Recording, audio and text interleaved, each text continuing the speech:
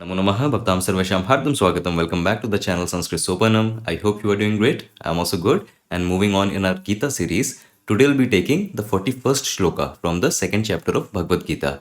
Again in this shloka, Krishna is expounding on the benefit of performing any action, of undertaking any work with the philosophy of Karma Yoga, the path of action.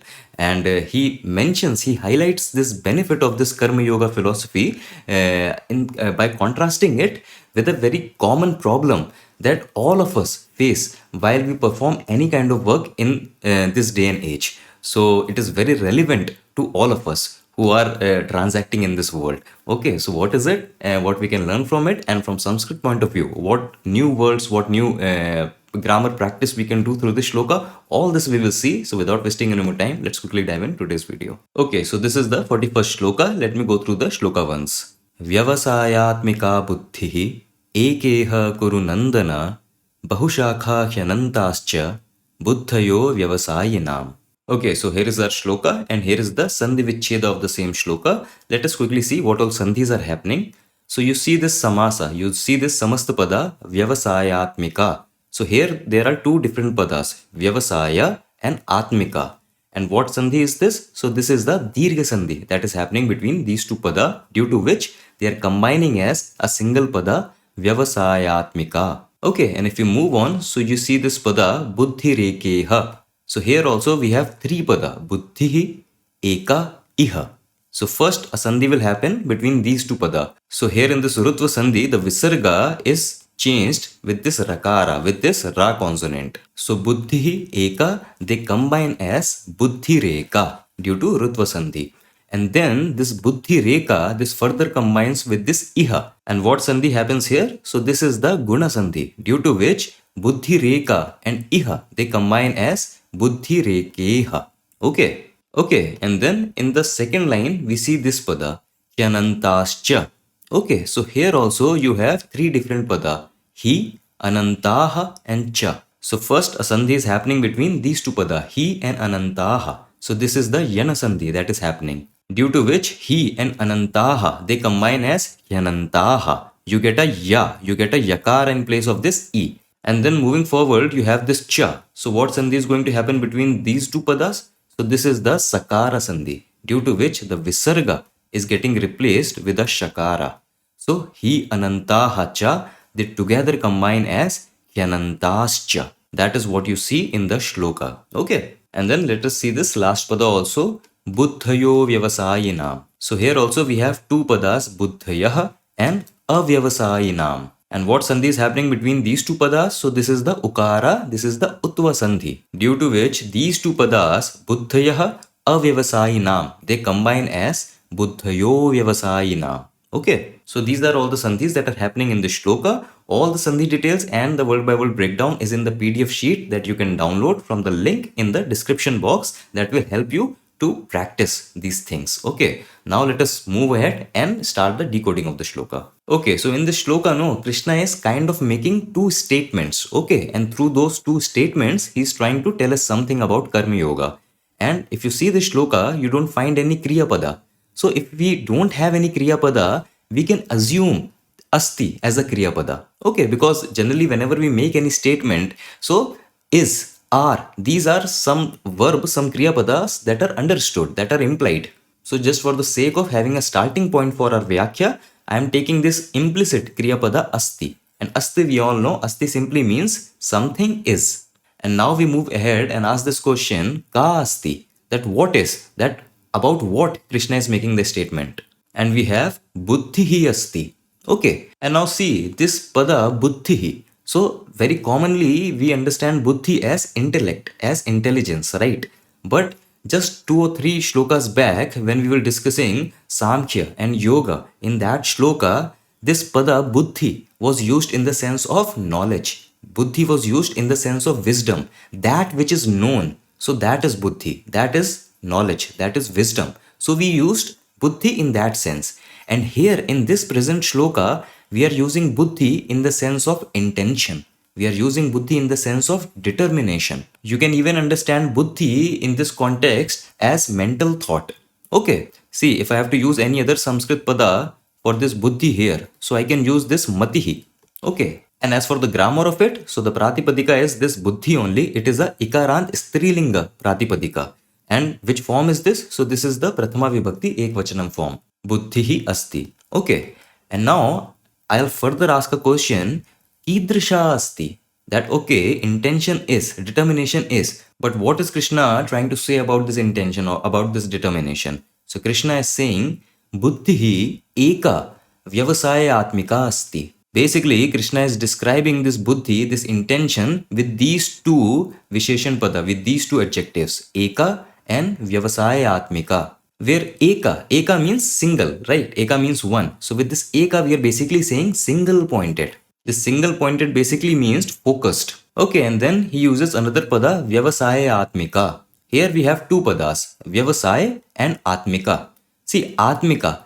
This just refers to that something is of this nature. So, Atmika of that nature. What kind of nature? So, that is this pada Vyavasaya. And Vyavasaya, this means resolve. So, if I am saying that intention is Vyavasaya Atmika, so basically I am saying that the intention is of the nature of firm resolve. Basically, the intention is resolute.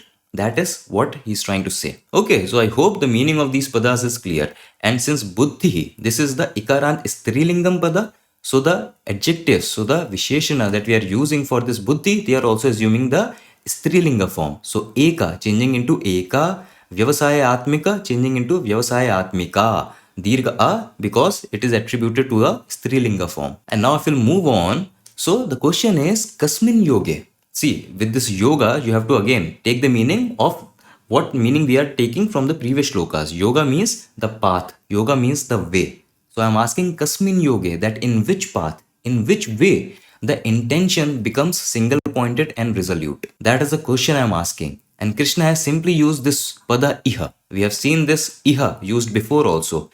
Iha translates as here. This is the literal translation of this avya iha. Iha means here. And with here, he is basically saying here in this path of Karma Yoga. Because he is expounding on Karma Yoga. So this iha refers to here in the path of Karma Yoga. Okay, and now this sentence makes complete sense. That Krishna is saying iha here in this path of Karma Yoga. Buddhi, our intention, our determination is eka, is single pointed and vyavasayatmika and is of the nature of firm resolve. That it is resolute. Our determination is resolute and it is focused. Okay, so I hope all these padas they are clear.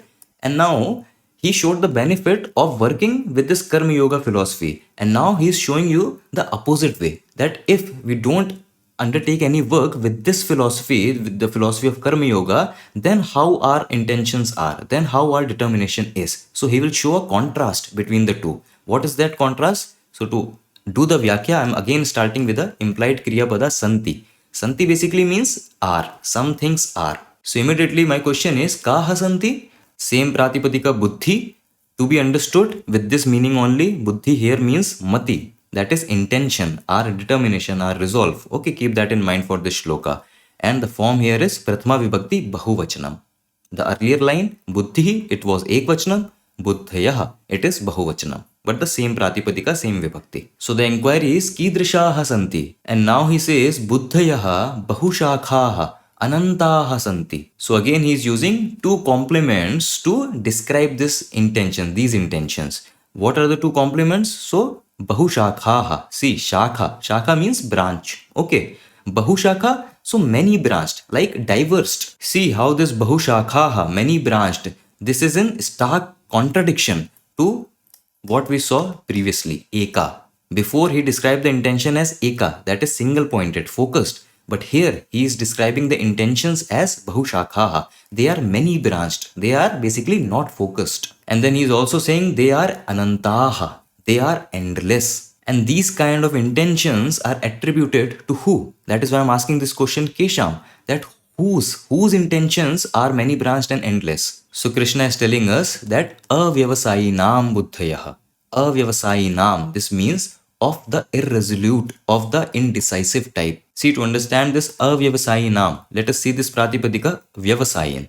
Vyavasayan, this comes from the pratipadika vyavasaya. Okay, and vyavasaya, I told vyavasaya means resolve. So what is vyavasayan? Vyavasayan is someone who is resolute. Vyavasayan, someone who is determined. Okay, and if we negate this word, so we just add this a. So avyavasayan means someone who is irresolute, someone who is indecisive. Okay, so avyavasayan is the pratipadika for this Shabdarupa avyavasayinam. And what is this form? So this is the Shashti Vibhakti Bahuvachanam form.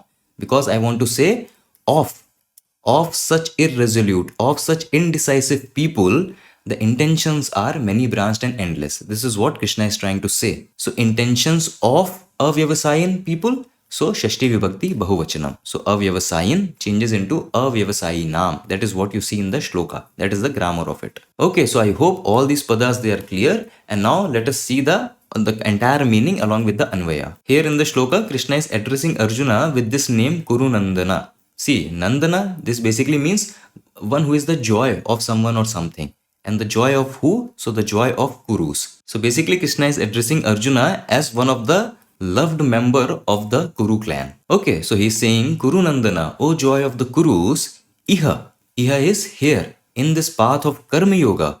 Buddhihi, the intention and the determination for any work is Eka.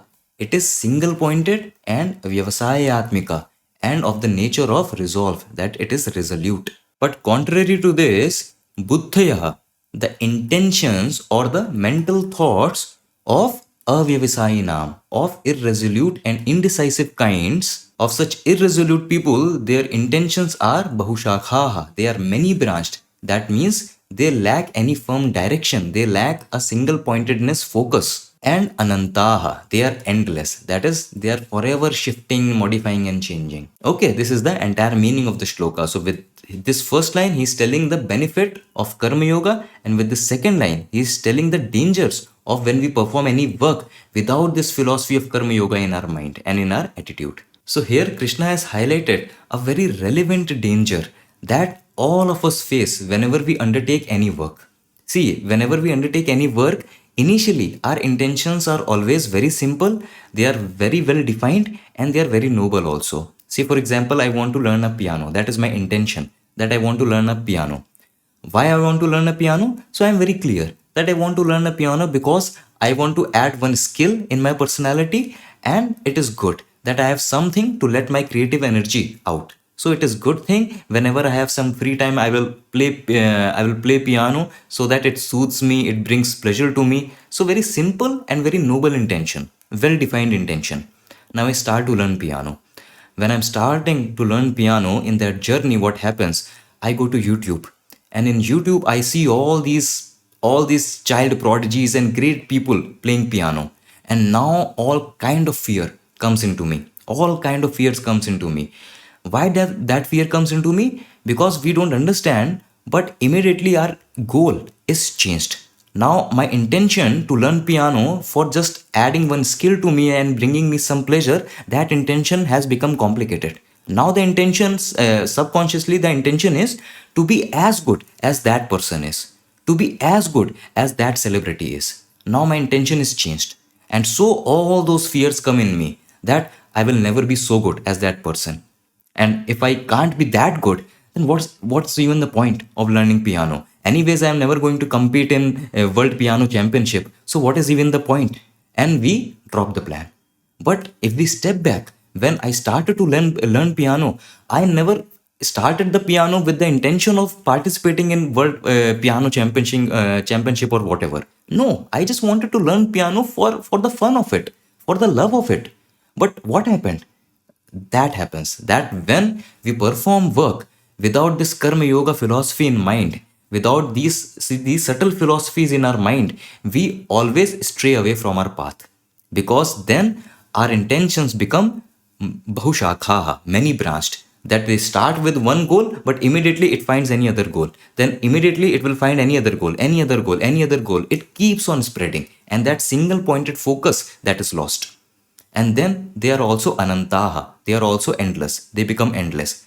Because when I started, I just wanted to learn piano for myself, but now I want to learn piano for my society. Now I want to learn piano to show my friends. Now I want to learn piano to show the world that how good I am, to post it on social media, to post it on Instagram, YouTube, whatever, to earn comments, to earn likes. See how endless and how many branched our intentions become.